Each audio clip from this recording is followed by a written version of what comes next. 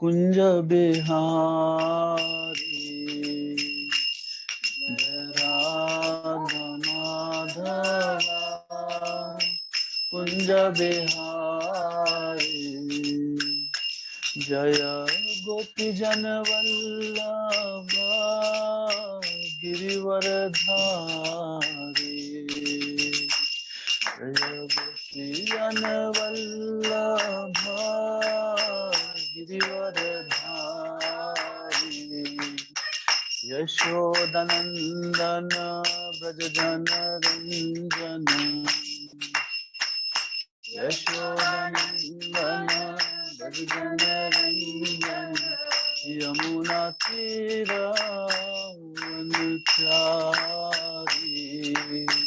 Yamuna तीरावनचारी Yamuna तीरावनचारी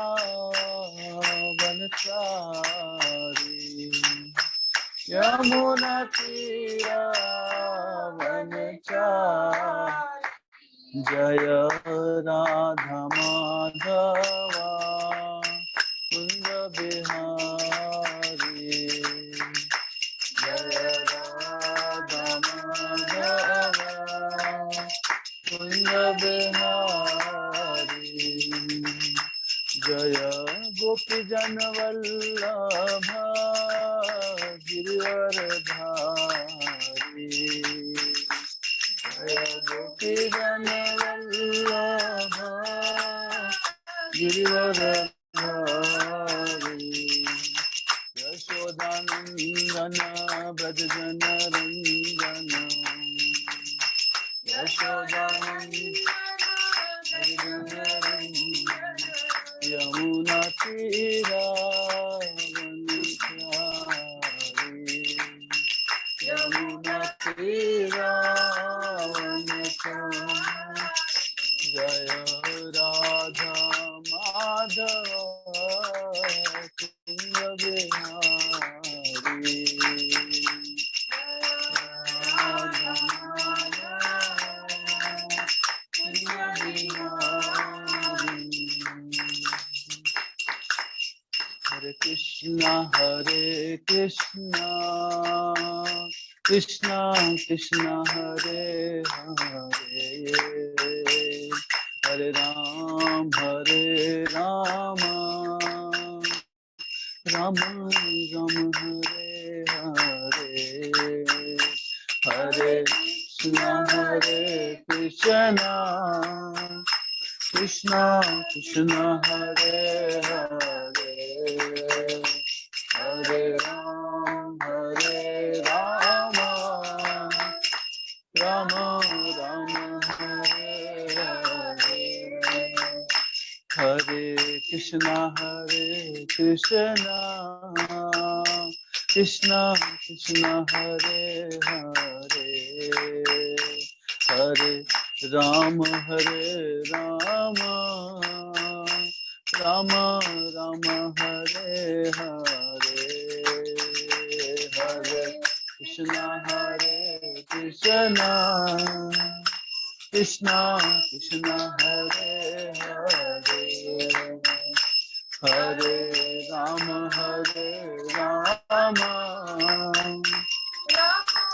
Ram Hare Hare Hare Krishna Krishna Krishna Hare Hare Hare Ram Ram Ram Hare Hare Hare Krishna Krishna Krishna Hare Hare Hare Ram Ram Ram Hare Hare Hare Krishna Krishna Krishna Hare Hare Hare Ram Ram Ram Hare Hare Hare Krishna, Hare Krishna, Krishna Krishna, Hare Hare, Hare Rama, Rama Rama, Hare Hare. Hare Krishna, Krishna Krishna, Hare Hare, Hare Ram, Ram Ram, Hare Hare. Hare Krishna, Krishna Krishna, Hare Hare, Hare Ram, Hare Krishna, Krishna Krishna, Hare Hare, Hare Ram, Ram Ram, Hare Hare. Hare Krishna, Krishna Krishna, Hare Hare, Hare Ram, Ram Ram, Hare Hare. Hare Krishna, Krishna Krishna, Hare Hare, Hare Ram, Ram Rama, Hare Hare. Hare Krishna, Krishna Krishna, Hare Hare, Hare Ram, Ram Hare Hare. Jaya Radha Govind, Radha Govind, Radha Govind, Radhe. Jaya Radha Govind, Radha Govind, Radha Govind, Radhe. Jaya Radha Madhava, Radha Madhava, Radha Madhava, Radhe.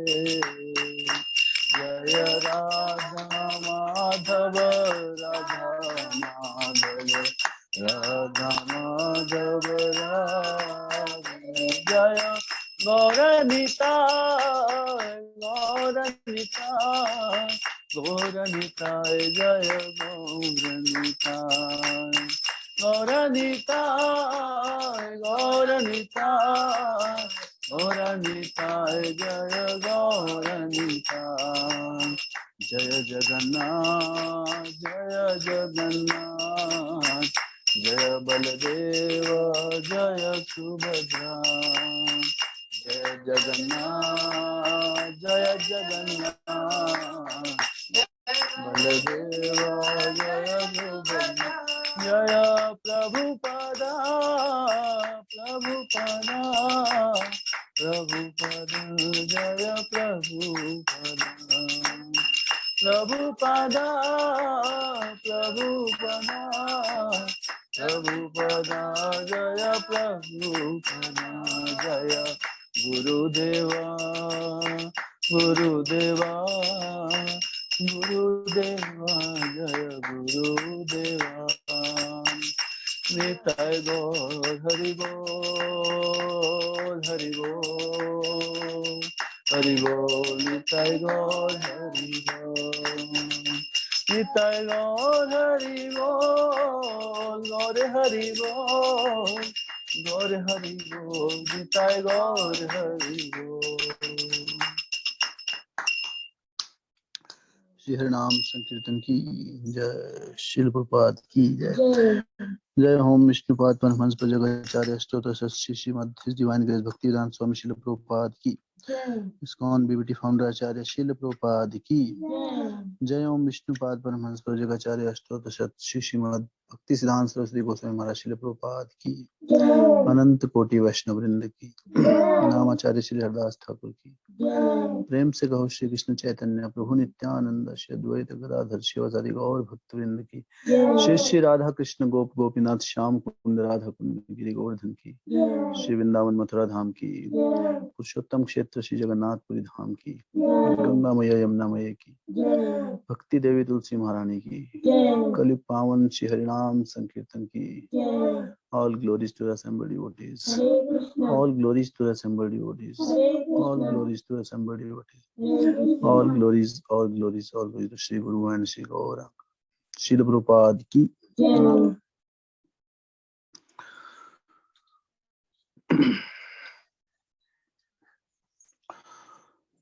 Om Namo Bhagavate Vasudevaya. Om Namo Bhagavate Vasudevaya. Om Namo Bhagavate Vasudevaya. Jaya Jaya Shri Chaitanya Jaya Nityananda Jaya Dvaita Chandra Jaya Gaura Bhakta Vrinda.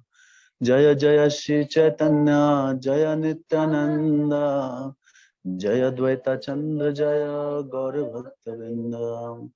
Jaya Jaya Shri Chaitanya Jaya Nityananda Jaya Dvaita Chandra Jaya Gaura Bhakta Vrinda. Vande Guru Vande Gurun Ish Bhaktan Isha Avatarakan Tat Prakasham Shachata Shakti Krishna Chaitanya Samagyakam Vande Shri Krishna Chaitanya Nityanando Sahodito Gaurode Pushpavanto Chitro Sando Tamo Nado Om Ajnanatimirandhasya Jnananjana Shalakaya Chakshurunmilitam Yena Tasmai Shri Guruve Namah. Shri Chaitanya Manobhistam Sthapitam Yena Bhutale Swayam Rupa Kadamayam Dadati Swapadantikam Vandeham Shri Guru Shri Yuta Padakamalam Shri Gurun Vaishnavam Shri Rupam Sagrajatam Sahagana Raghunathanvitam Tam Sajivam Sadvaitam Savadhutam Parijana Sahitam Krishna Chaitanya Devam Shri Radha Krishna Padan Sahagana Lalita Shri Vishakhanvitam Nama Om Vishnu Padaya Krishna Pristhaya Bhutale Srimate Bhaktivedanta Swami Niti Namine Namaste Saraswate Deve Gauravani Pracharine Nirvishesha Shunyavadi Paschatya Desha Tarine Namo Mahavadanyaya Krishna Prema Pradayate Krishnaya Krishna Chaitanya Namine Gaurati Namah. He Krishna Karuna Sindhu Dinabandhu Jagatpate Gopesha Gopika Kanta Radha Kanta Namastute Tapta Kanchana Gaurangi Radhe Vrindavaneshwari Rishabhanu Sute Devi Pranamami Hari Priye Vanchakalpa Tarubhyascha Kripa Sindhubhya Vacha Patitanam Pavanebhyo Vaishnavebhyo Namo Namah. Jai Shri Krishna Chaitanya Prabhu Nityananda Shri Advaita Gadadhar Shivasadi Gaur Bhaktavrinda. Hare Krishna Krishna Krishna Hare Hare Hare Ram Ram Ram Hare Hare. Hare Krishna Krishna Krishna Hare Hare Hare Ram Ram Ram Hare Hare. Hare Krishna Krishna Krishna Hare Hare Hare Ram Ram Ram Hare Hare.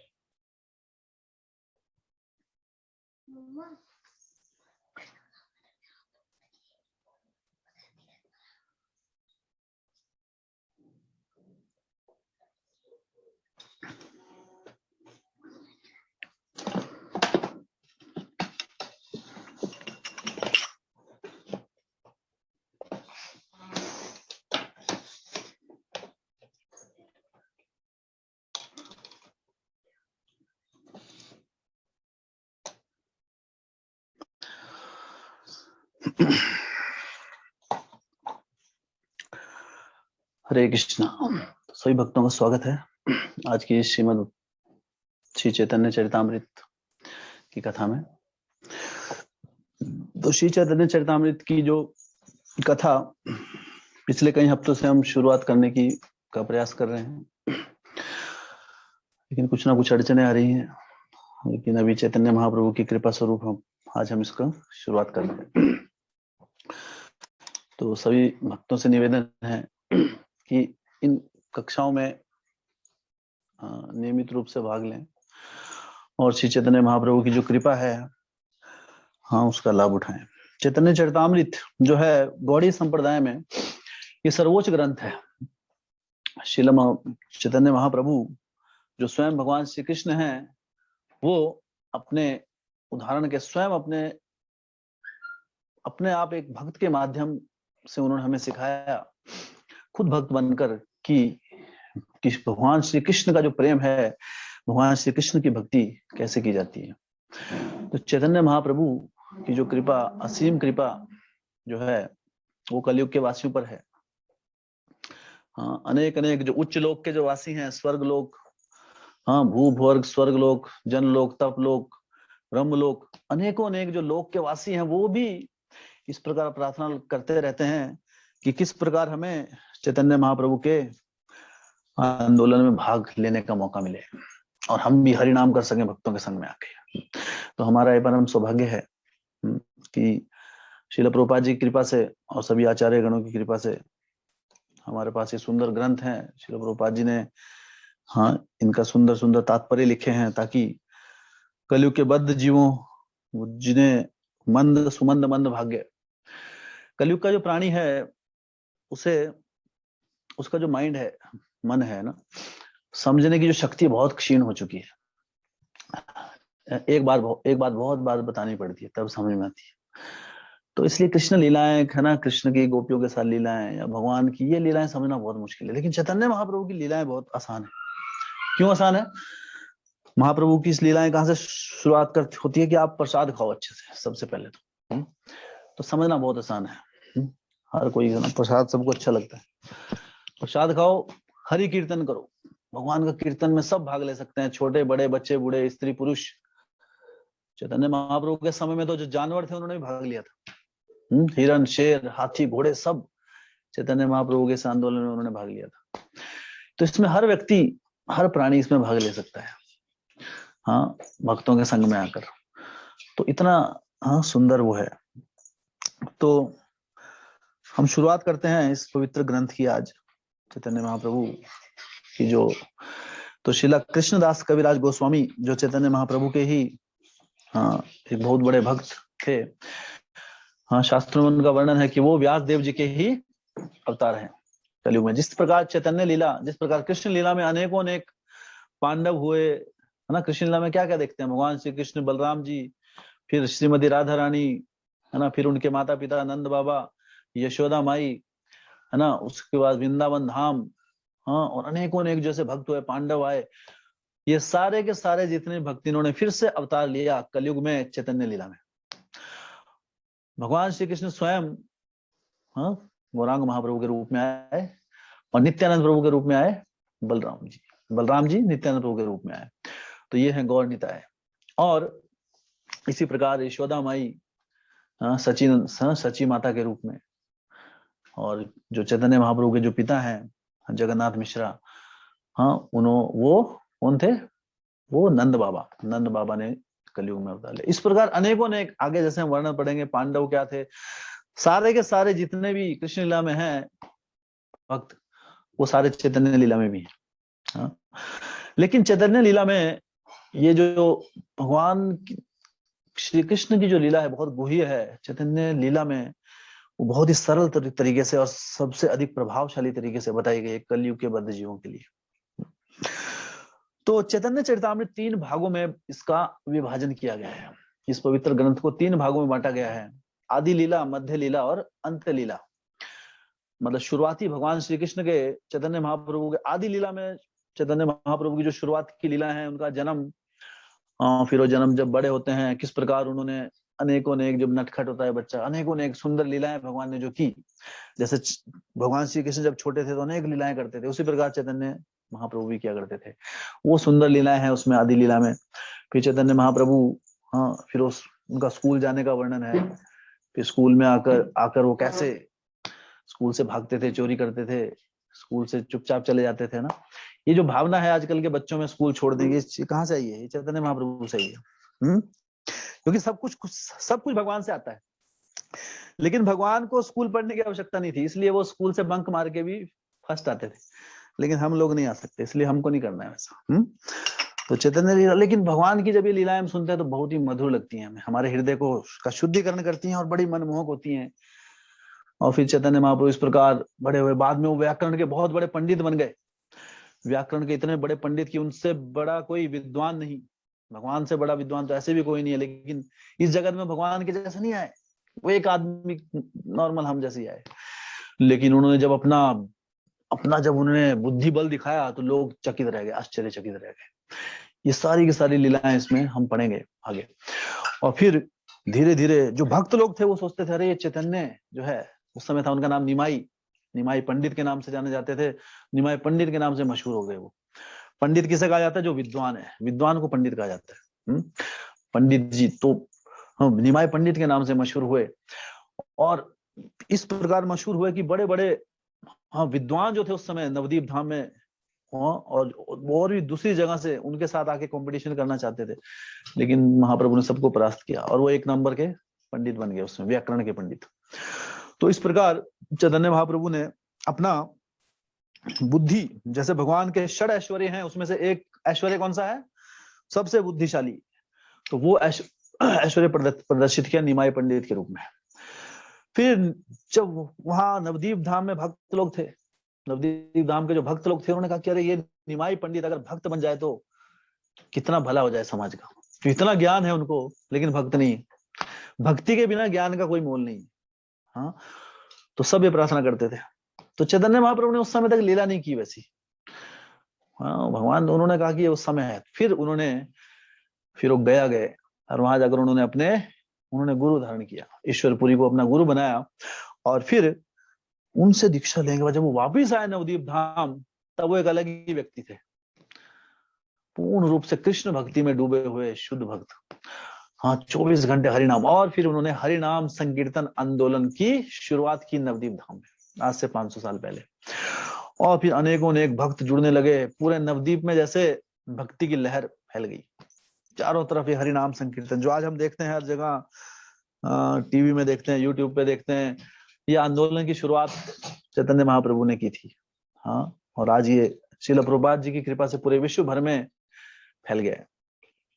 तो इस प्रकार, हाँ, और फिर चैतन्य महाप्रभु इस प्रकार लीला करने लगे, हरिनाम संकीर्तन का प्रचार करने लगे। और फिर उन्होंने देखा कि जो लोग हैं, कलयुग के लोग, अगर मैं इनको और अधिक इन तक पहुंचना चाहता हूं, तो पूर्ण रूप से, उस समय चैतन्य महाप्रभु गृहस्थ आश्रम में लीला कर रहे थे। फिर वो क्या किया, उन्होंने संन्यास आश्रम की लीला की। उन्होंने क्या किया? संन्यास आश्रम ग्रहण किया।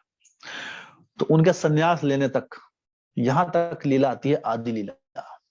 ये जितनी भी लीलाएं हैं, ये आदि लीला ग्रंथ जो है, श्री चैतन्य चरितामृत का जो पहला 1/3 जो भाग है, प्रथम आदि लीला के अंतर्गत आता है। उसके बाद चैतन्य महाप्रभु की जो बाकी लीलाएं, उसके बाद संन्यास लेने के बाद उन्होंने अपना रेजिडेंस बना लिया जगन्नाथपुरी में। चैतन्य महाप्रभु जगन्नाथपुरी चले गए, और फिर वहां पर उन्होंने अनेक अनेक लीलाएं की, रथ यात्रा फेस्टिवल, अनेकों अनेक अनगिनत लीलाएं हुई, वो मध्य लीला में आती है।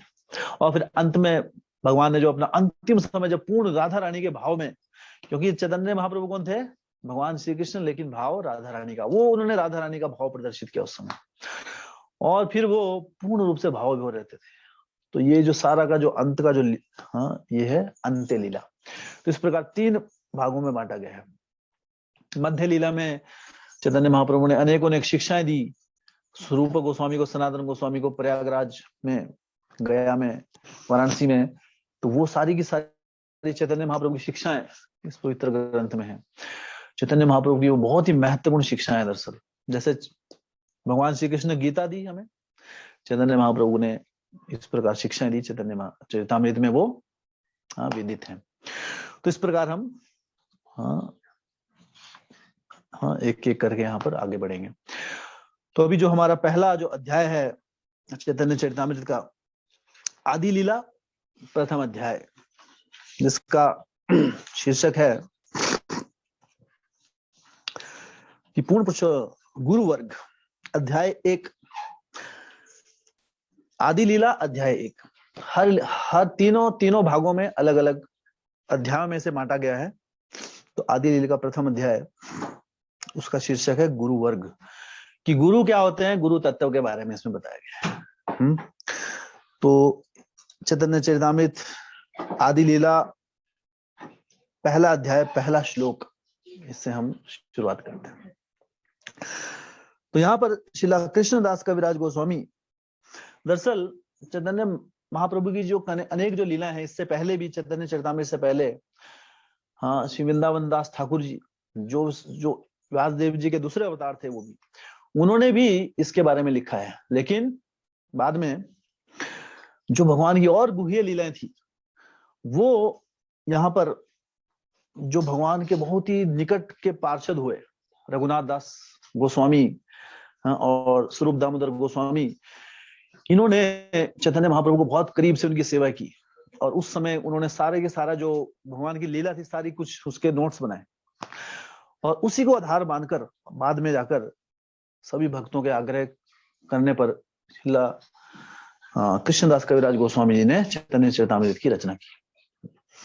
तो चैतन्य चरितामृत जो है, अनेकों ने इसकी महिमा हम समझेंगे, अभी जब हम इसको पढ़ेंगे तो इसकी महिमा हमें समझ में आएगी। ये बहुत ही गुह्य ग्रंथ है। एक बार सारे के सारे जो ग्रंथ थे, वो गौड़िया वैष्णव के जितने भी ग्रंथ थे, वो वृंदावन में पड़े हुए थे। जो गोस्वामी ने जितने भी ग्रंथ लिखे, हाँ, जैसे रूप गोस्वामी, हाँ, सनातन गोस्वामी, रघुनाथ दास गोस्वामी, अनेकों ने ग्रंथ थे।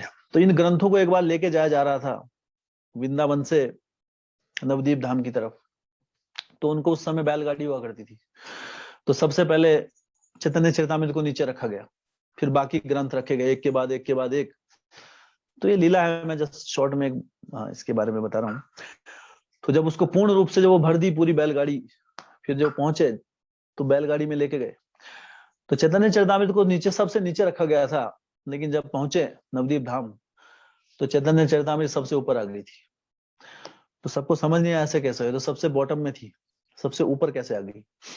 तो फिर आचार्यगण बताते हैं उसके बारे में कि जो चैतन्य चरितामृत है, वो क्या है, पूरे जो हमारे शास्त्र हैं, भक्ति शास्त्र गौड़े वैष्णव के, उसे एक शुद्ध दूध के समान कहा गया है। शुद्ध गाय का दूध जैसा होता है वो। हाँ, क्यों माना गया ऐसा? क्योंकि जो दूध होता है गाय का, उसको पीने से हमारे मस्तिष्क के वो कोशिकाएं जागृत होती हैं, जिससे अध्यात्म की बातें हमें समझ में आती है ना। कुछ लोग क्या दूध से घृणा करते हैं, दूध नहीं पी सकते हैं, दूध पीना चाहिए। क्यों? क्योंकि दूध पीने से क्या है, हमारी वो कोशिकाएं जागृत होती है। तो वो इसलिए शास्त्रों क्या बताया गया, दूध के साथ। और जब दूध का मंथन होता है, आप देखिए, आपको जब, अगर आप शहर में रहते हैं, जब दूध वाला दूध लेके आता है, कई बार अभी दूध है, नॉर्मल दूध, उसमें ऊपर क्या है, थोड़ा सा कुछ मक्खन सा बन जाता है, वो क्रीम ऊपर आ जाती है। अगर दूध को बहुत मथेंगे तो जो उसमें से जो क्रीम आती है, मलाई, वो कहाँ आती है, ऊपर आती है। तो इतना समय मंथन करने के बाद चैतन्य चरितामृत उस दूध का क्या है, सारांश है, वो क्रीम है। इसलिए सारे शास्त्रों का क्रीम मानी गई इसे, सर्वोच्च। हाँ, जैसे दूध का सर्वोच्च जो सबसे महत्वपूर्ण भाग क्या होता है, क्रीम होती है, उसके ऊपर जो मलाई आ जाती है ना, तो वो चैतन्य चरितामृत है। तो चैतन्य चरितामृत आदि लीला अध्याय 1 श्लोक संख्या 1। इसमें सबसे पहले कृष्णदास गोस्वामी शुरुआत करने से पहले प्रार्थनाएं करते हैं, प्रणाम प्रस्तुत करते हैं। किसे करते हैं? वंदे गुरु। सबसे पहले वो गुरुजनों को प्रणाम करते हैं।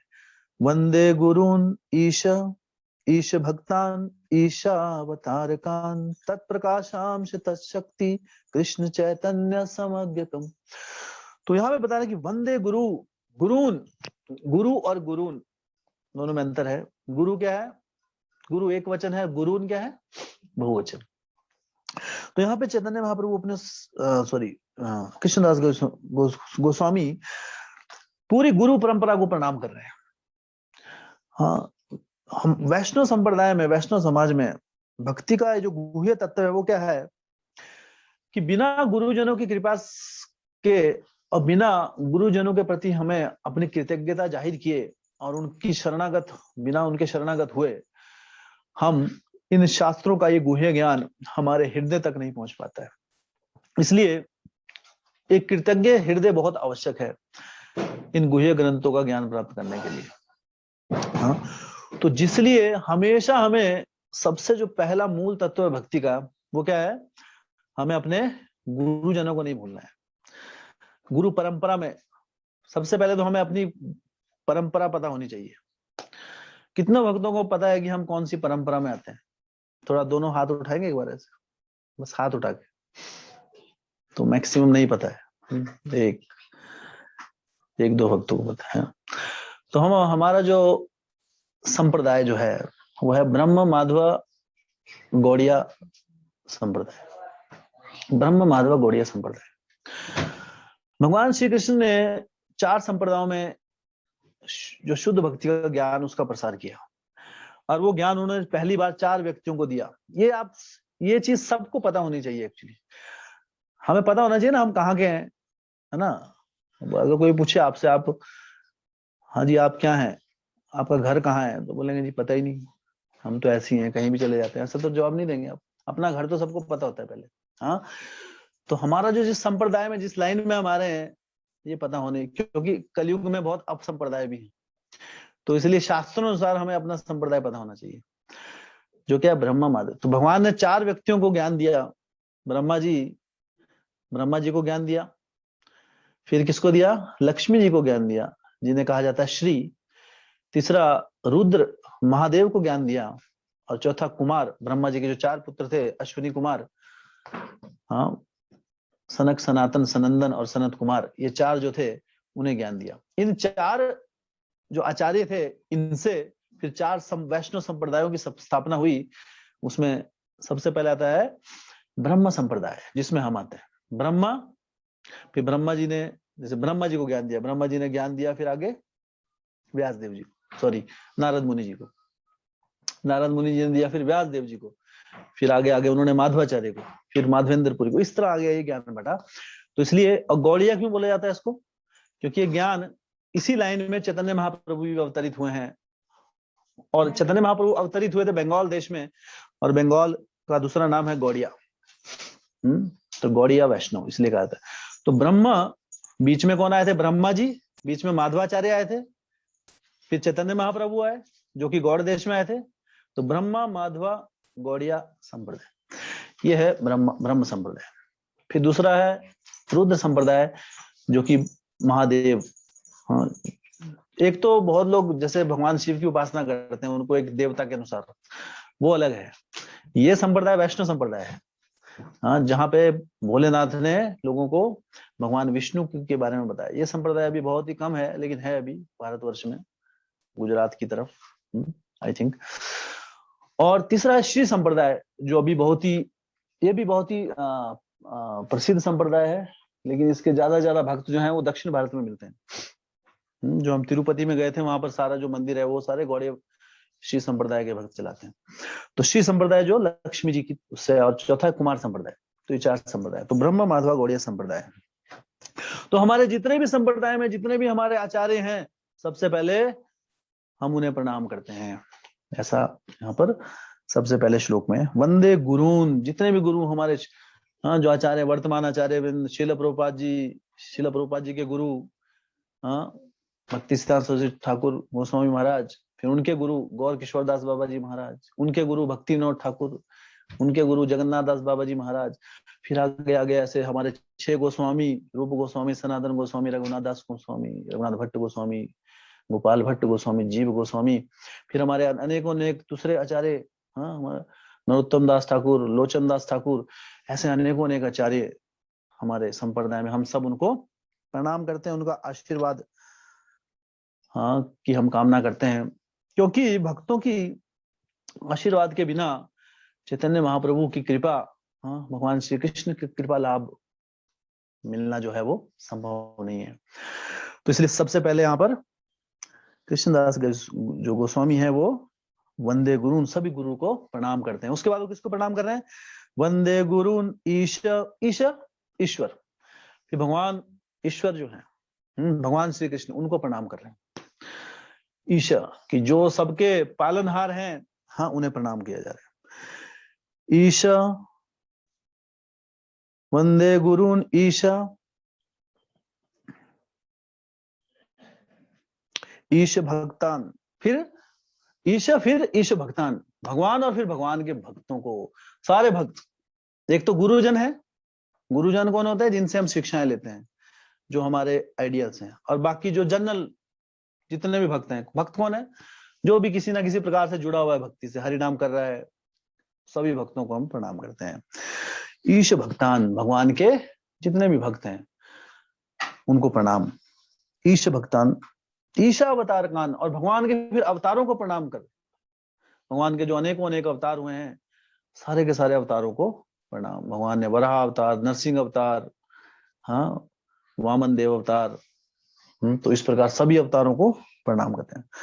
तत्प्रकाशाम से तत्शक्ति, फिर उनका जो प्रकाश, उनके जो स्वयं के अंश हैं, प्रकाश मतलब जो भगवान अपने आप को विस्तारित करते हैं। जैसे सबसे पहले बलराम जी में वो अपने आप को, हाँ, उन्होंने अपने आप को बलराम जी में विस्तार किया।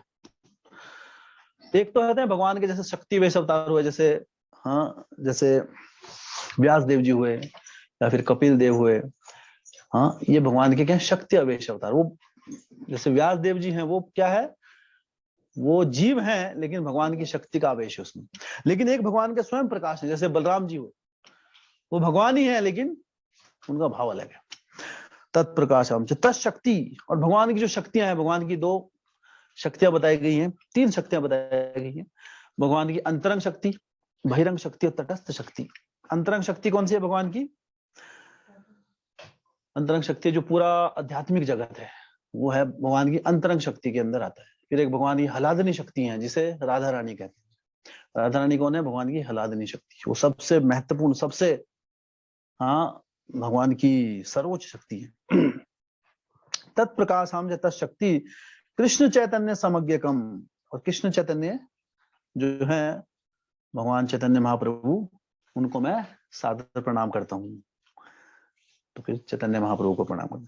मैं समस्त गुरुओं, भगवत भक्तों, भगवान के अवतारों, उनके पूर्ण अंशों, उनकी शक्तियों तथा स्वयं आदि भगवान श्री कृष्ण चैतन्य को सादर प्रणाम करता हूँ। यहाँ चैतन्य महाप्रभु क्या कहा है? कृष्ण चैतन्य समज्ञकम। पहले ही श्लोक में यहाँ पर कृष्णदास गोस्वामी महाराज इस बात को पूर्ण रूप से क्लियर कर दे रहे हैं हमको कि चैतन्य महाप्रभु आम व्यक्ति नहीं है, वो क्या है? स्वयं कृष्ण, कृष्ण चैतन्य। इसलिए हम कहते हैं जय श्री कृष्ण चैतन्य प्रभु नित्य। हम नहीं बोलते जय चैतन्य प्रभु नित्यानंद, ऐसा नहीं बोलते हम। श्री कृष्ण चैतन्य, क्योंकि चैतन्य महाप्रभु और भगवान श्री कृष्ण, चैतन्य महाप्रभु भगवान श्री कृष्ण के अवतार नहीं है, वो स्वयं भगवान है, लेकिन राधा रानी के भाव में है। ये बहुत बड़ा अंतर है, ये हमें ध्यान रखना है चैतन्य चरितामृत का ज्ञान ग्रहण करने से पहले। कि चैतन्य महाप्रभु स्वयं श्री कृष्ण है, वो श्री कृष्ण के अवतार नहीं है, वो अवतारी हैं, सारे अवतारों के अवतार हैं वो, बस उनका मूड अलग है। गोलोक वृंदावन है उसको, जो भगवान का सर्वोच्च धाम है गोलोक वृंदावन। सबसे पहले भौतिक जगत आता है, ये भौतिक जगत, फिर इस भौतिक जगत की बाउंड्री आती है। वो बाउंड्री क्या है? वो विराज नदी के नाम से जानी जाती है। विराज बहुत बड़ी नदी है वो, उसको जब भक्त क्रॉस कर जाए फिर क्या आता है ऊपर? फिर परव्योम आता है, उधर ब्रह्म ज्योति, भगवान की जो ज्योति है, हाँ, फिर ब्रह्म ज्योति के ऊपर भगवान के जो दूसरे धाम स्टार्ट हो जाते हैं वहां पर, हाँ, भगवान के वैकुंठ धाम आते हैं ब्रह्म ज्योति में, फिर ब्रह्म भगवान के वैकुंठ धाम, और फिर सर्वोच्च जो धाम है भगवान का वो कौन सा है? गोलोक धाम। और गोलोक धाम है, इसको भी 4 भागों में बांटा गया है। हाँ, जो सर्वोच्च है वो क्या है? गोलोक वृंदावन।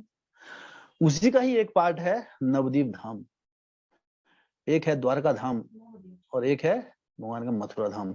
भगवान यहाँ पर गोलोक धाम में भगवान कैसे रहते हैं? भगवान श्री, हाँ, भगवान श्याम सुंदर के रूप में, जो उनका सर्वोच्च ईश्वर परम कृष्णा सच्चिदानंद अपने परम रूप में वहां पे रहते हैं। और फिर अपने राधा रानी के भाव में, चैतन्य महाप्रभु के भाव में वो नवदीप धाम में रहते हैं वहां पे। ये नवदीप धाम इस भौतिक जगत में है या आध्यात्मिक जगत में भी है। जैसे वृंदावन यहाँ पर भी है, आध्यात्मिक जगत में गोलोक वृंदावन है। हम वहां भगवान श्री कृष्ण चैतन्य के रूप में रहते हैं। फिर तीसरा क्या है, भगवान द्वारका में द्वारकाधीश के रूप में रहते हैं, और फिर मथुरा नाथ के रूप में। इस प्रकार भगवान वहां पर वास करते हैं। लेकिन जो सर्वोच्च धाम है वो क्या है, गोलोक धाम है। तो जो भक्त चैतन्य, कहते हैं कि जो भगवान चैतन्य लीला से आकर्षित होते हैं, वो चैतन्य महाप्रभु के धाम में, चैतन्य महाप्रभु ने दरअसल हमें क्या दिया, कृष्ण प्रेम दिया। तो जो गौड़िया वैष्णव संप्रदाय में भक्त जो आते हैं, तो उनके पास शास्त्र बता रहे हैं, आचार्यगण बताते हैं कि वो भक्त जो इन दोनों लीलाओं से आकर्षित है, वो कभी चैतन्य महाप्रभु की लीलाओं में भी भाग ले सकते हैं वहां पर, और भगवान श्री कृष्ण की लीला में भी गोलोक वृंदावन में भाग ले सकते हैं। उनकी जहां इच्छा होती है, भक्त के पास पूरी घूमने की इच्छा होती है, तो जब उनका मन किया तो चलो चैतन्य महाप्रभु से मिल के आते हैं, चलो मन किया अभी कृष्ण के साथ थोड़ा खेलते हैं। तो ऐसा गोलोक धाम और नवदीप धाम है। तो चैतन्य महाप्रभु जो है वो क्या है, स्वयं भगवान श्री कृष्ण, और वो क्या देने के लिए आए, हमें अपना ही प्रेम देने के लिए आए हैं। कृष्ण भक्ति जो कि बहुत दुर्लभ है, चैतन्य महाप्रभु की कृपा से वो बहुत ही सुलभ हो चुकी है। बस इसे स्वीकार करो। कलयुग में सिर्फ इसको स्वीकार करने की बात है। तो इस प्रकार श्रीला कृष्णदास गोस्वामी महाराज सभी गुरुओं को प्रणाम करते हैं, और अंत में बताते हैं कि भगवान श्री कृष्ण जो चैतन्य महाप्रभु वो क्या है, स्वयं भगवान श्री कृष्ण है। तो इसलिए किसी को कोई संशय ना रह जाए, किसी के मन में कोई दुविधा, कोई डाउट ना रह जाए, इसलिए कविराज गोस्वामी पहले श्लोक में इस चीज को पूर्ण रूप से बता दे रहे हैं कि भगवान चैतन्य महाप्रभु स्वयं, और भी अभी गुह्य तरीके से बताएंगे उनके बारे में आगे शास्त्रों के अलग अलग जगह से, लेकिन यहाँ पहले श्लोक में इस प्रकार हम प्रणाम करते हैं सभी आचार्यों को, और साथ में ये बता रहे हैं कि कृष्ण चैतन्य स्वयं पूर्ण पुरुषोत्तम भगवान है राधा रानी के भाव में। जैसे कहते हैं कि जो माता होती है वो पिता से अधिक दयालु होती है। होता है ऐसा, जो मम्मी होती है पापा से ज्यादा दयालु होती है। बच्चे जानते हैं, बच्चे समझते हैं, पिताजी तो डांट देते हैं बहुत बार, है ना। तो बच्चा जाएगा, माता के पल्लू में छुप जाएगा, या मम्मी बचा लो, है ना। पिताजी तो कान खींच देते हैं। तो माता दयालु होती है। तो चैतन्य महाप्रभु वो क्या है, वो अभी राधा रानी का भाव लेके आए हैं, माता का भाव ले।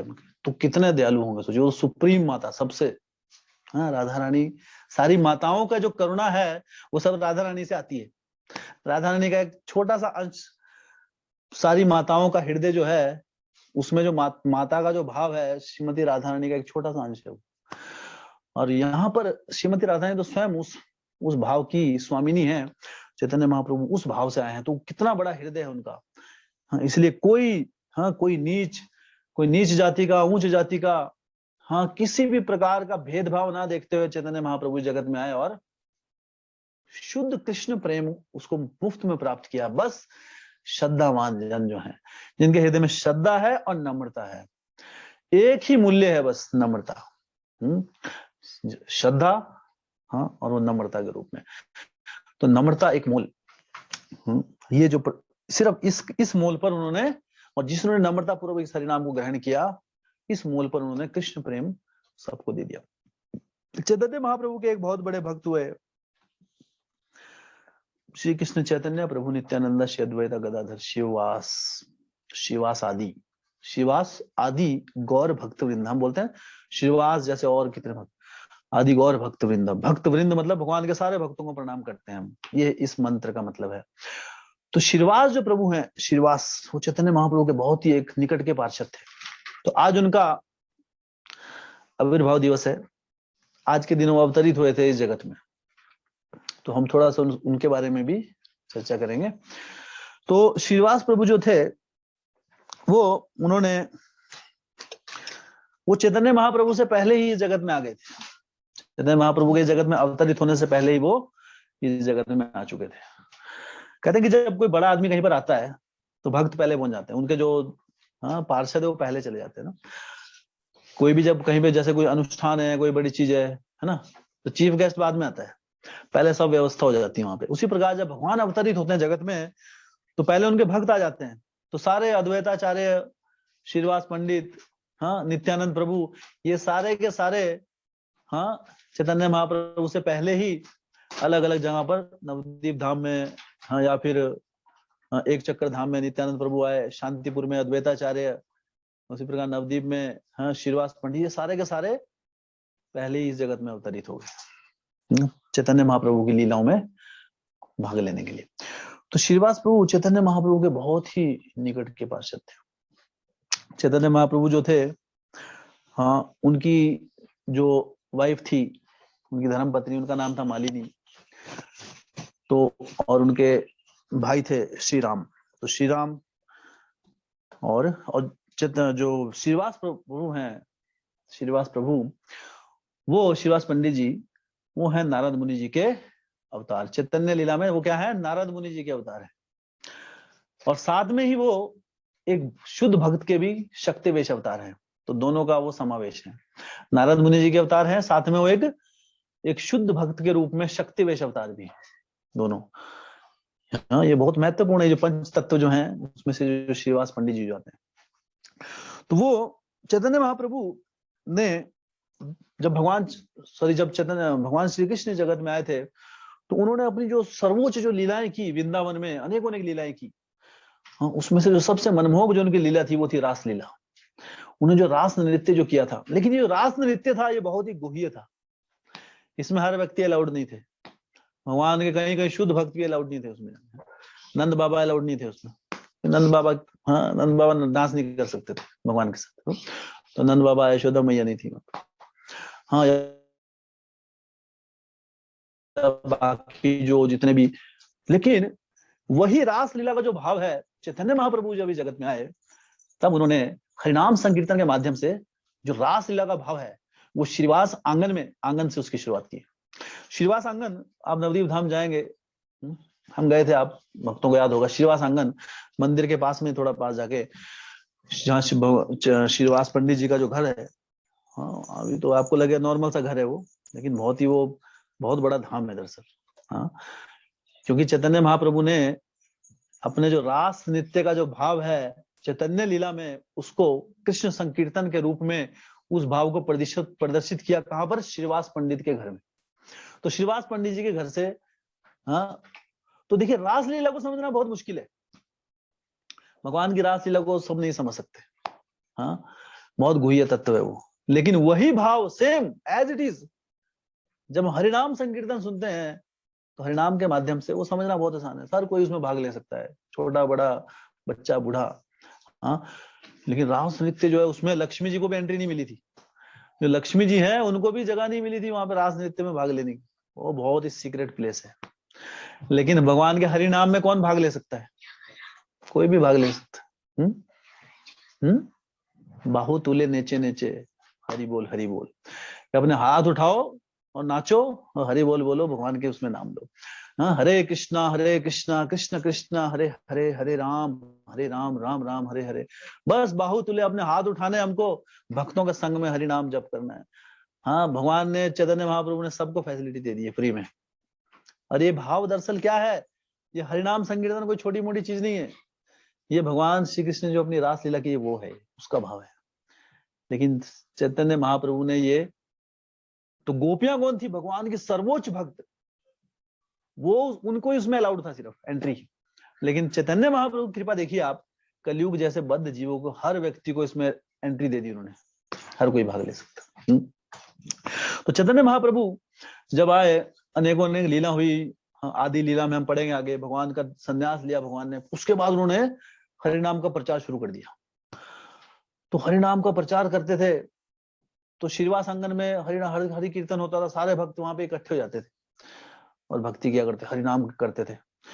तो कुछ समय क्या हुआ कि जब हरिनाम जब करते, तो क्या है, कुछ उपद्रवी लोग भी होते हैं, जिनको हरिनाम लोगों का पसंद नहीं करना, है ना, तो लोग डिस्टर्ब हो जाते थे। तो आसपास के जो लोग थे, उस समय मुस्लिम का राज था वहां पे, काजी, उनको काजी कहा जाता है उनसे।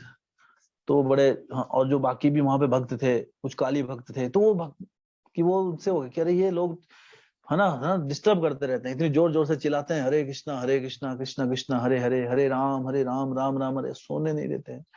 रातों की नींद चुरा ली, दिन का चैन चोर हो गया हमारा। तो बड़े फ्रस्ट्रेट थे वो, है ना। कई बार होते हैं भक्तों से दूसरे लोग हो जाते हैं फ्रस्ट्रेट, लेकिन वो सुन रहे हैं, चाहे वो श्रद्धाय हेले नामा मम रत्नी जंतुआ तेषाम नाम सदा पार्था वर्तते हृदय ममा। भगवान कहते हैं कि अगर कोई हेलना से भी मेरा नाम जपता है कि अरे ये है हरे कृष्णा वाले कैसे हैं ये फालतू, ऐसा भी कोई बोल देता है अगर, उसको भी भगवान कहते हैं कि ऐसा व्यक्ति मेरे हृदय में बस जाता है। ये है हरि नाम की कृपा। हम भगवान का इतना बड़ा हृदय है। श्रद्धा है हेल्य नामा, चाहे श्रद्धा से कोई जपता है या फिर हेलना से ही जप दे कोई, है ना, ऐसे ही जप दे अरे हरे कृष्ण, उसको भी भगवान क्या कहते हैं, तेषाम नाम सदा पार्थ, हे पार्थ अर्जुन वर्तते हृदय ममा, मेरे हृदय में ऐसे भक्त का नाम हमेशा रहता है। तो सोचे कितना बड़ा हृदय है उन कृष्ण का। भगवान श्री कृष्ण जो है इतने दयालु हैं, इतने कृपालु हैं, बस वो अब महाप्रभु के रूप में हमको लेने के लिए आए वापिस। हाँ, लेकिन हम संकोच करते हैं, नहीं महाप्रभु, है ना, थोड़ा अभी कुछ काम है, मेरे काम पूरे हो जाएं। ये काम पूरे नहीं होंगे कभी एक्चुअली। बालस्तावत क्रीड़ा सक्तस तरुणस्तावत तरुणी सक्तस विद्वस्तावत चिंता सक्तस परे ब्राह्मणी को पीना सक्तस। हाँ, ये कभी खत्म नहीं होते जिस जगत के काम। हाँ, बालस्तावत क्रीड़ा सक्तस, बचपन में आदमी क्रीड़ाओं खेलने में, ये खेल वो खेल, खेलों में बीत जाता है। तरुणस्तावत तरुणी सक्तस, जब बड़ा हो जाता है तो ना तो अपने लिए कपल ढूंढता है आदमी, तरुण तरुणियां ढूंढता है, या तरुणी तरुण को ढूंढती है। वृद्धोस्तावत चिंता सकता, वृद्ध हो जाते तो चिंता खा जाती है कि पूरे जीवन तो कुछ नहीं किया, है ना, अब क्या करे। हाँ, अब मुंह में दांत नहीं रहे, है ना, कानों की शक्ति चली गई, है ना, सूंघने की देखने की शक्ति चली, कुछ नहीं कर सकते, तो चिंताएं खाई जाती है, मेरा ये रह गया, मेरा वो रह गया, ये नहीं रहे। परे ब्राह्मणी को पी न सकता। लेकिन भगवान की भक्ति मार्ग में बढ़ने के लिए आगे पहल नहीं करता है, ये दुर्भाग्य है लोगों का। तो भगवान जो है, तो चैतन्य महाप्रभु की कृपा से ये जो दुर्लभ जो चीज है उन्होंने मुफ्त में सबको बांट दी, बस स्वीकार करना बाकी है। तो श्रीवास आंगन से शुरुआत हुई। तो कुछ लोग, तो एक बार क्या हुआ, बड़ा कीर्तन चल रहा था श्रीवास प्रभु के घर में जोरों जोरों से, तो लोगों आए, लोगों ने कंप्लेंट कर दी। उस समय जो राजा थे वो कौन थे, मुस्लिम राजा थे, काजी, कह रहे श्रीवास जो है ये हमारे धर्म को भ्रष्ट कर रहे हैं। ऐसे जोर जोर से थोड़ा बोलते हैं भगवान का नाम, भगवान का नाम मतलब चुपचाप शांति से, आप भी नहीं सुन पाओ, ऐसे बोल रहा है मन में, हमारे तो मन में भगवान है ना। तो ये काजी के भक्त थे, ऐसे थे ना। आजकल कई लोग बोलते हैं ना, अरे मन में भक्त करो, वो काजी के भक्त हैं सब उस समय के, है ना। जो लोग भक्तों बोले, कह रहे नहीं मन में, जोर जोर से कौन बोलता है ना, नींद खराब कर रहे हैं मेरी। भक्तों से कई बार डिस्टर्ब हो जाते हैं ना, सुबह सुबह उठ जाते हैं भक्त, 5 साढ़े 5 बजे दुखी करना शुरू कर देते हैं दूसरों को, है ना। तो ऐसा होता है, उस समय भी था। तो चैतन्य महाप्रभु तो उस समय वहां पर नहीं थे, तो काजी ने क्या किया, अपने पार्षदों को भेजा वहां पर, और भक्तों को जाकर बहुत ना उनको कीर्तन करने से रोक दिया, उनके मृदंग तोड़ दिए। मृदंग जो हम बजाते हैं वो मृदंग तोड़ दिए, और है ना बहुत ही उन्होंने दुर्व्यवहार किया। उस समय महाप्रभु को नहीं पता था, तो भक्तों ने कैसे कैसे तो ना, हाँ, तो चैतन्य महाप्रभु उस समय आ रहे थे बड़े अपने भाव में, हाँ, गंगा नदी से। तो काजी ये सब करके वापस जा रहा था, तो चैतन्य महाप्रभु उधर से आ रहे थे और काजी इधर से जा रहा था। दोनों ने एक दूसरे की तरफ देखा, महाप्रभु ने भी इग्नोर किया उनको, हाँ, उस समय उनको नहीं था। तो महाप्रभु आए, आके जब पता लगा, सभी भक्तों ने बताया कि काजी ने ऐसा ऐसा किया, महाप्रभु ने कहा कि अभी तो हम इस हरि कीर्तन को घर में करते थे, कल हम पूरे नवद्वीप में अपना हरिनाम का प्रचार करेंगे। और तो उस दिन पहला संकीर्तन रैली निकली चैतन्य महाप्रभु के अगले दिन, वो थी, हाँ, संकीर्तन की पहला। और ये था एक तरह का भगवान पहला असहयोग आंदोलन कि अब हम गवर्नमेंट को नहीं मानते, ये हमारा क्या है, जैसे गांधी जी ने किया था ना असहयोग आंदोलन, चैतन्य महाप्रभु ने first civil disobedience movement start की उस समय, तब हम नहीं मानेंगे। चैतन्य महाप्रभु ने सारे भक्तों को बुलाया कि कल आओ, सारे भक्त अपने हाथ में मशाल लेके, और मैं देखता हूँ कौन काजी रोकता है। तो सुंदर लीला है, बाद में वो हम विस्तार से, बहुत लंबी चौड़ी लीला है, फिर चर्चा करेंगे।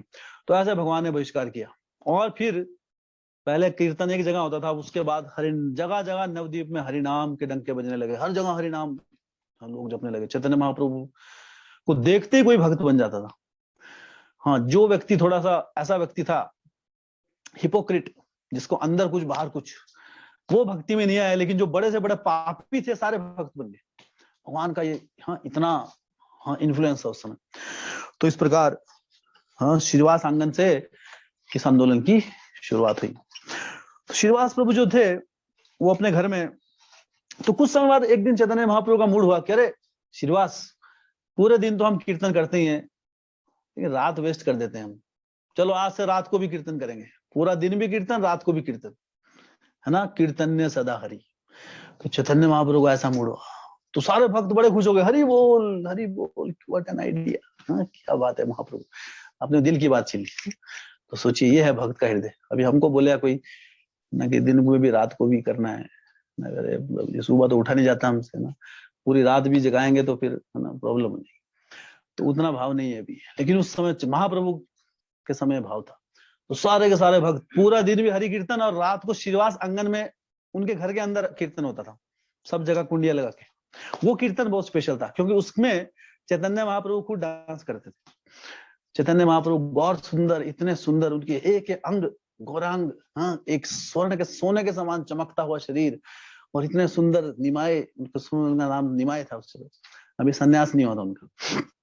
तो बहुत सुंदर बाल थे भगवान के, बहुत केश थे, इतने सुंदर सुंदर, और ऐसा उनके सुंदर नेत्र थे, कमलायत अक्षम, और भगवान इतना सुंदर नृत्य करते थे कि सारे भक्त है ना एक पलक नहीं झपकते थे रात भर, पूरी रात हरि नाम चलता था। लेकिन उसमें उस कीर्तन में सिर्फ स्पेशल भक्ति अलाउड थे, जो पूरे शुद्ध भक्त थे वही अलाउड थे, बाकियों को नहीं उसमें अलाउड है। तो एक बार एक ब्रह्मचारी, एक व्यक्ति आया वहां पर, वो बहुत ही वैरागी व्यक्ति था, वो सिर्फ दूध पीता था, और दूध पी के अपना जीवन व्यापन करता था। तो सोचो कितना बड़ा कष्ट है, कुछ नहीं खाना पीना। जैसे कई बार हम जब एकादशी रखते हैं भक्त शुरू में बड़ा धोना कह रहे कैसे ना बिना अनाज के कैसे जिएंगे। एकादशी में तो हम कह नहीं रहे कि कुछ मत खाओ, अनाज मत खाओ, लेकिन वो भी बड़ा मुश्किल हो जाता है कई बार रखने के लिए। लेकिन वो क्या है, भक्त सिर्फ वो क्या करता था, सिर्फ दूध पी के अपना जीवन, और कुछ नहीं खाता था। तो उसके अंदर थोड़ा सा ऐसा आ गया, अरे मैं तो सिर्फ दूध पीता हूँ, मैं कितना बड़ा वैरागी हूँ।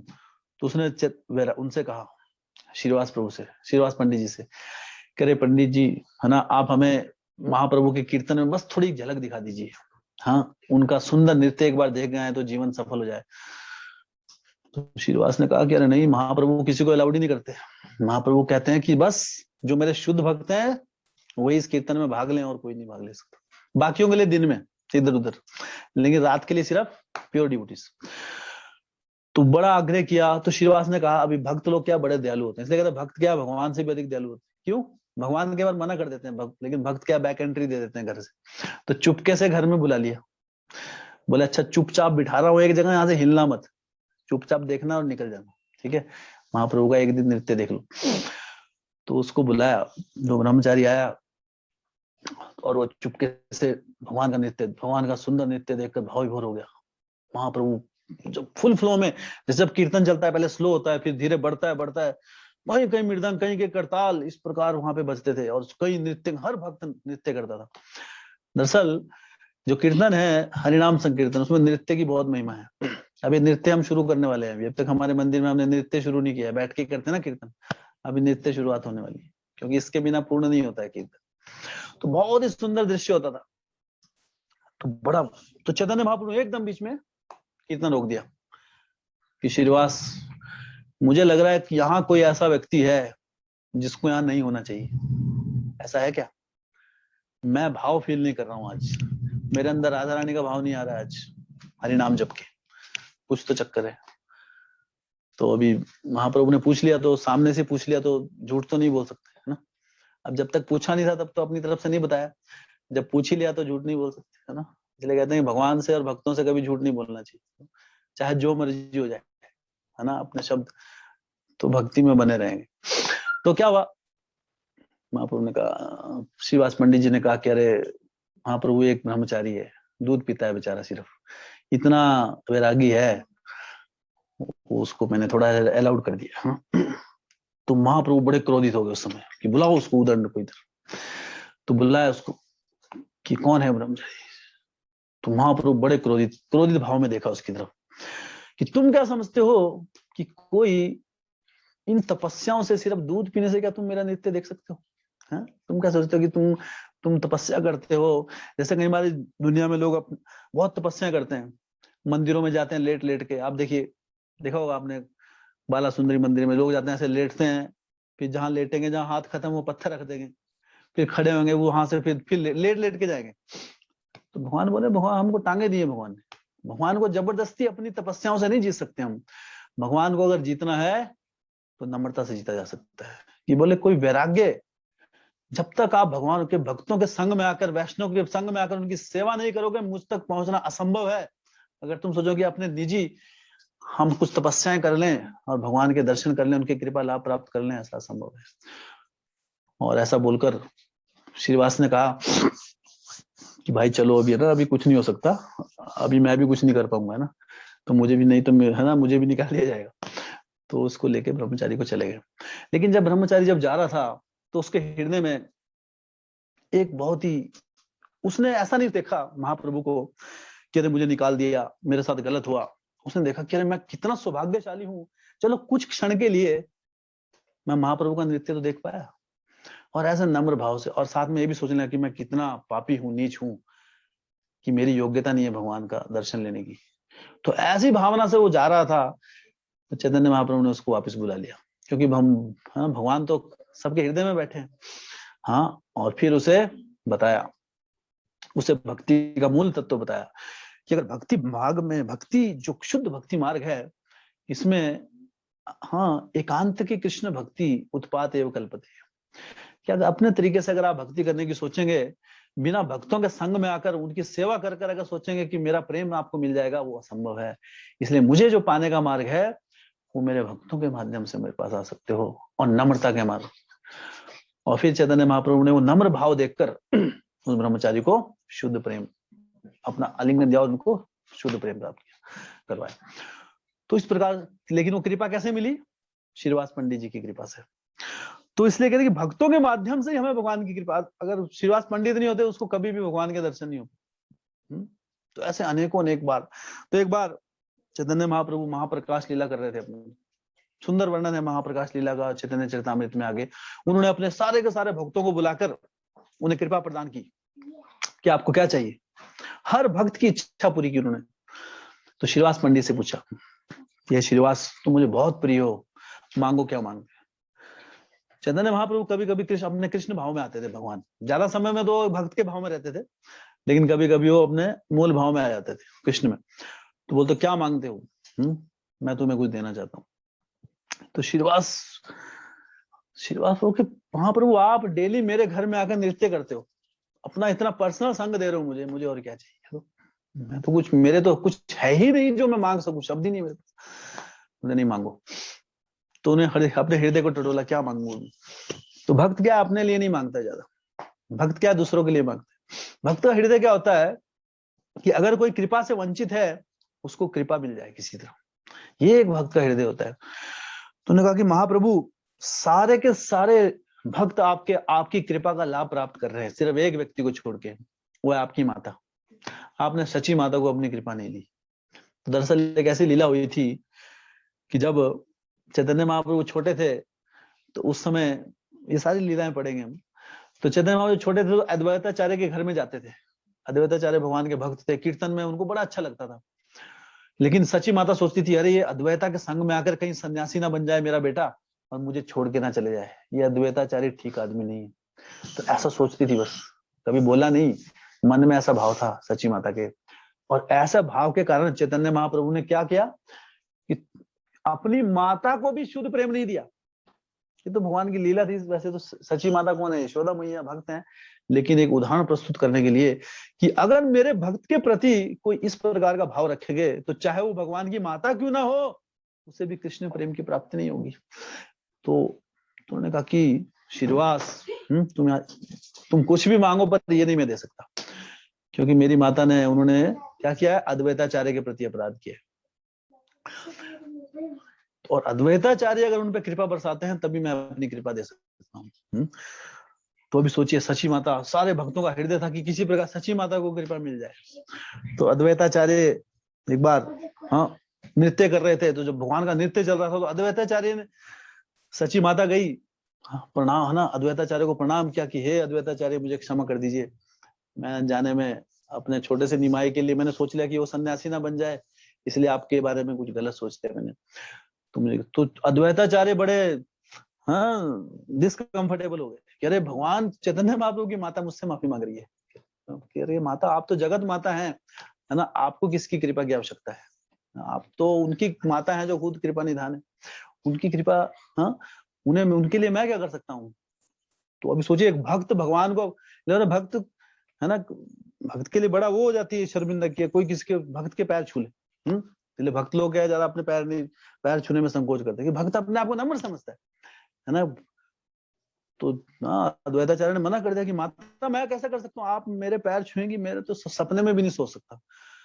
तो हरि नाम, तो ये सोचकर, है ना, और इस प्रकार जो सच्ची माता को उन्होंने देखा कि इस प्रकार इस भावना से वो बातें कर रही हैं, तो अद्वैताचार्य भाव विभोर हो गए, तो नृत्य करने लगे, कीर्तन चला बहुत सुंदर, और कीर्तन में इतने भाव में खो गए कि अद्वैताचार्य नाचते नाचते नाचते नाचते मूर्छित होकर गिर गए। और जैसे मूर्छित होकर गए, सच्ची माता ने चुपके से उनके चरणों से धूल लेके अपने सर में लगा ली। और जब ऐसा हुआ तो चैतन्य महाप्रभु बड़े प्रसन्न हुए, और फिर उन्होंने सच्ची माता को कृपा दी, सच्ची माता को शुद्ध, हाँ, प्रेम प्राप्त कराया। तो ये है गुह्य तत्व चैतन्य चरितामृत में भक्तों की महिमा के बारे में इस प्रकार। लेकिन देखिए सच्ची माता को भी कृपा कैसे मिले, भक्तों के माध्यम से, हाँ, श्रीवास पंडित जी के माध्यम से। तो भक्तों के माध्यम के बिना सोचिए भगवान की माता को भी कृपा नहीं मिली, शुद्ध प्रेम नहीं मिला। तो कितना महत्वपूर्ण है भक्तों का संग। कोई भक्त हमारे लिए प्रार्थना करे, किसी का भक्त का हमारे हृदय में, अगर भक्त का हमारे लिए कोई हृदय हो, तभी भगवान हमें स्वीकार करते हैं, अन्यथा नहीं। तो ऐसे अनेकों अनेक लीलाएं हुई श्रीवास आंगन में। एक बहुत सुंदर लीला हुई, एक बार श्रीवास पंडित जी का एक टेलर था, दर्जी, उनका पर्सनल दर्जी, कपड़े सिलता था जो उनके। तो चैतन्य महाप्रभु ने एक बार उनको बुलाया, वो मुस्लिम जाति का था, और चैतन्य महाप्रभु ने उसको बुलाया कि अरे, तो श्रीवास पंडित ने बताया कि अरे मेरा, हाँ, महाप्रभु ये मेरा दर्जी है। चैतन्य महाप्रभु ने कहा कि हाँ, उनका जो नाम था कि आप आइए, हाँ, अपने हाथ उठाइए और हरि नाम जपिए। चैतन्य महाप्रभु ने ये आज्ञा दी, और जैसे उन्होंने इस आज्ञा का पालन किया, वो व्यक्ति पूर्ण रूप से काम क्रोध लोभ मोह मद मत्सर से पूर्ण रूप से रहित हो गया, और शुद्ध प्रेम में हरिनाम करने लगा, आंखों से अश्रु धारा बहने लगी। चैतन्य महाप्रभु ने कृष्ण प्रेम उनको दे दिया मुफ्त में। क्यों? उसकी क्या क्वालिफिकेशन थी? दर्जी था वो, लेकिन किसका दर्जी था वो श्रीवास पंडित जी का दर्जी था। तो भक्त को, क्योंकि मेरे भक्त को वो प्रिय है, इसलिए भगवान कहते हैं वो मुझे प्रिय है। इसी प्रकार एक भतीजी थी उनकी, श्रीवास पंडित की, नारायणी, हाँ, चैतन्य महाप्रभु ने उसे भी कृष्ण प्रेम प्राप्त कराया। छोटी सी बच्ची जो अभी जानती भी नहीं फिलोसफी क्या कृष्ण तत्व है, उसको शुद्ध प्रेम दे दिया, क्योंकि वो श्रीवास पंडित जी की भतीजी थी। तो ये है भक्तों की महिमा। अगर हम किसी प्रकार हमारे जीवन में किसी एक भक्त के प्रिय हो जाएं, तो ये सबसे बड़ा हमारा सौभाग्य होता है। क्यों? क्योंकि भगवान कहते हैं कि अरे मेरे भक्त का प्रिय है, हाँ, तो भगवान उसके अपने ऊपर पूर्ण कृपा बरसाते हैं। हाँ, ये मैं भक्त जना पार्था न मैं भक्तास्त्रे जना, जो मेरे डायरेक्ट भक्त हैं वो मेरे भक्त हैं ही नहीं, मत भक्ता नाम चाहे भक्ता ते में भक्ता तमाम था। भगवान कहते हैं कि जो मेरे भक्तों के भक्त हैं वो मेरे भक्त हैं। ये भगवान का हृदय है, बहुत गुह्य तत्व। हाँ, एक बार श्रीवास आंगन में कीर्तन चल रहा था, बहुत सुंदर नृत्य चल रहा था, और नृत्य करते करते क्या हुआ, श्रीवास पंडित जी के पुत्र की मृत्यु हो गई, उनके बेटे का देहांत हो गया कीर्तन के बीच में। चैतन्य महाप्रभु कीर्तन कर रहे हैं और दूसरे कमरे में उनके बेटे की मृत्यु हो गई, और उनको बुलाया गया बीच में। महाप्रभु कीर्तन कर रहे हैं, बहुत बोल रहे हैं, नृत्य कर रहे हैं वहां पर। तो जैसे ही वो गए तो वहां पे कई स्त्रियां माताएं सब विलाप कर रही। तो श्रीवास पंडित ने कहा कि आप लोगों ने, हाँ, आपको विलाप करना है, जो भी करना है अपने मन तक रखो, अगर महाप्रभु के नृत्य में अगर थोड़ी सी भी अड़चन हुई तो मैं अपनी जान दे दूं। हाँ, आपको जितना विलाप है आप अपने तक सीमित रहिए, महाप्रभु के आनंद में कोई बाधा नहीं आनी चाहिए। हाँ, ये मेरा, तो ऐसा उनका हृदय था सोचिए कितना किसी के पुत्र की मृत्यु हो जाए, हाँ, तो व्यक्ति के उसका ना सोचिए, माता पिता समझ सकते हैं बात। लेकिन श्रीवास प्रभु जो थे कि उन्होंने कहा कि जीवन देने वाले भी यही हैं और मरने दे, हाँ, मृत्यु इन्हीं के हाथ में है, सब कुछ इनके हाथ में है, मेरे पुत्र का जो जीवन है वो भी इन्हीं के हाथ में। और फिर दरवाजा बंद करके फिर कीर्तन में, महाप्रभु के कीर्तन में उनको आनंद, ताकि महाप्रभु के आनंद में कोई बाधा ना आए। लेकिन कुछ समय बाद चैतन्य महाप्रभु को कुछ, तो स्वामी सबके हृदय में बैठे हैं, उन्होंने कीर्तन रोक दिया। उनको लगा कि श्रीवास, मुझे लग रहा है कुछ तो समस्या है। नहीं, बोले महाप्रभु आप अपना नृत्य कीजिए। हाँ हाँ, आप जिस घर में हैं और आप इतने उल्लास से नृत्य कर रहे हैं, उस घर में क्या समस्या हो सकती है? उसमें कोई अपशकुन भी हो जाए, वो भी सबसे बड़ा शकुन हो जाएगा। तो ऐसा कहने लगे पुत्र, नहीं श्रीवास, मुझे सच सच बताओ क्या हुआ है। उन्होंने कहा कि नहीं महाप्रभु कुछ नहीं। तो नहीं श्रीवास, है ना, सच बताओ क्या हुआ है। तो उन्होंने बताया फिर, हाँ, दूसरे लोगों ने उनसे बताया कि ऐसा तो है श्रीवास, इनके पुत्र की मृत्यु हो गई। तो ऐसा सुनकर महाप्रभु का हृदय, हाँ, जैसे पूरा ऐसा भाव में आ गया कि अरे मेरा जो भक्त है, सोचो मेरी प्रसन्नता के लिए उसने अपने पुत्र की, है ना, मृत्यु का जो कष्ट है उसे भी दबा लिया। हाँ, तो इस प्रकार शुद्ध भक्ति का उन्होंने उदाहरण दिया। महाप्रभु गए उस स्थान पर जहां वो सब विलाप कर रहे थे। महाप्रभु ने अपनी शक्ति से उनके पुत्र को वापस बुलाया, उस आत्मा को वापस बुलाया, और पुत्र फिर से जागृत हो गया। उन्होंने कहा कि अरे बच्चे, तुम क्यों, कहाँ चले गए? तुम्हारे माता पिता इतना विलाप कर रहे हैं, आओ अपने माता पिता को आनंद दो, उनके साथ खेलो। तो उन्होंने कहा कि कौन से माता पिता की बात कर रहे हो? मेरे तो लाखों करोड़ों माता पिता हैं। इस जगत में ये वाला कपल है, पिछले जन्म में कोई दूसरा कपल था, अगले में कोई और होगा। आप कौन से वाले की बात कर रहे हैं? हा? मेरे तो कभी तोता और तोती माता पिता थे, हा? कभी गाय और बैल मेरे माता पिता थे, आज ये मनुष्य है, कभी कीड़े मकोड़े, कभी जल में रहने वाले जीव जंतु मेरे माता पिता थे। आप कौन से वाले की बात कर रहे हैं? तो इस प्रकार उसने फिर तत्व ज्ञान बताया वहां पे, आत्मज्ञान। तो सारे के सारे जो फैमिली मेंबर थे उनको सांत्वना मिली कि नहीं, हमारा पुत्र अभी भी जीवित है, बस दूसरी जगह चला गया। तो इस प्रकार इसके लिए, इसलिए जब आत्म साक्षात्कार हो जाता है तो व्यक्ति मृत्यु के भय से दूर चले जाता है। तो महाप्रभु ने अपने भक्त की प्रसन्नता के लिए, सबको विलाप से मुक्त कराने के लिए उसे फिर से बुलाया। ऐसी सुंदर लीला हुई, आगे हम विस्तार से पढ़ेंगे लीलाओं को।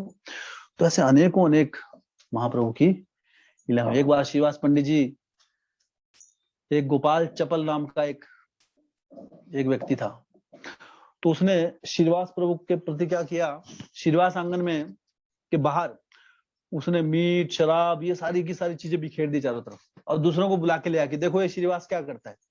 सोच रहे श्रीवास भक्त है क्या, बहुत बड़ा वैष्णव है, देखो क्या करता है। वहां हड्डियां डाल दी, मांस डाल दिया, शराब डाल दी, अलग अलग ऐसी गंदी गंदी चीज डाल दी। बोलते ये है श्रीवास, ये है इसका असली चेहरा, सारे गांव वालों को लेके ऐसे बदनाम करने के लिए। तो कई बार भक्ति करते हुए क्या लोग होते हैं जो इनके हृदय में ईर्ष्या होती है, वो चाहते हैं कि इनको बदनाम करें। तो ये आम आम बात है, लेकिन भक्त विचलित नहीं होते। श्रीवास आए, उन्होंने कहा, उन्होंने खुद बुलाया सबको कि देखो ये करता हूं मैं, आज सही में मेरी सच्चाई आप सामने आ गई।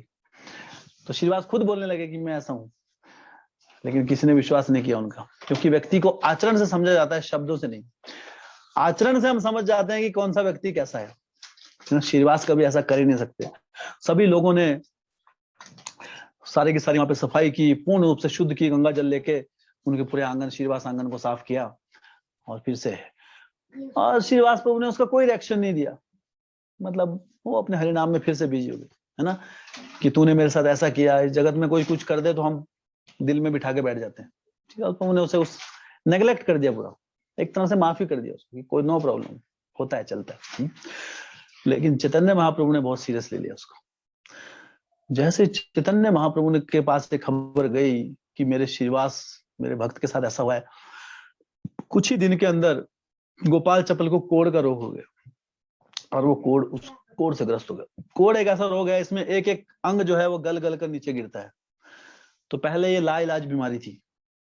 हाँ, तो एक बार एक महाराज से पूछा गया कि महाराज, अगर कोई भक्तों के प्रति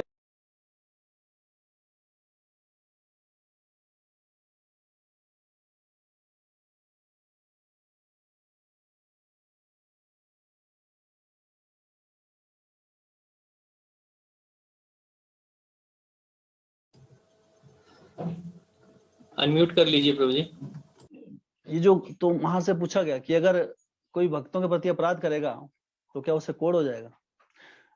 उन्होंने महाराज ने उत्तर दिया कि नहीं, कि अगर कोई इतना बड़ा अपराध कर दे कोई शुद्ध वैष्णव के प्रति तो उससे कोढ़ नहीं होगा, उसे वो बीमारी हो जाएगी जो लाइलाज हो।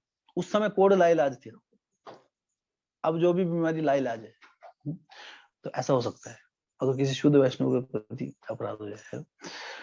हाँ, वो डिपेंड करता है हाँ भगवान किस प्रकार का उसको दंड दे, लेकिन भगवान सीरियस ले लेते हैं। तो इस लीला से हमें क्या समझता है, तो एक बार उसे कोढ़ हो तो कोढ़ वाले आदमी को क्या करते थे, जंगल में छोड़ देते थे मरने के लिए, क्योंकि अगर वो कोढ़ क्या अछूत की बीमारी थी, जो भी आता था उसको छुआछूत की बीमारी थी, तो उसके आसपास नहीं जाता था वो।